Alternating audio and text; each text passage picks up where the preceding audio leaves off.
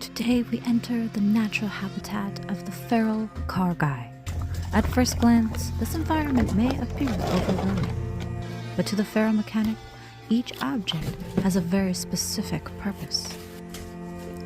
Researchers have attempted to map the terrain, but the debris fields continue to expand. Here we see tools, spare parts, and what may be several unfinished projects. Navigating deeper into the habitat requires patience, balance, and protective equipment. Ah yes, local wildlife. Many researchers do not survive the descent.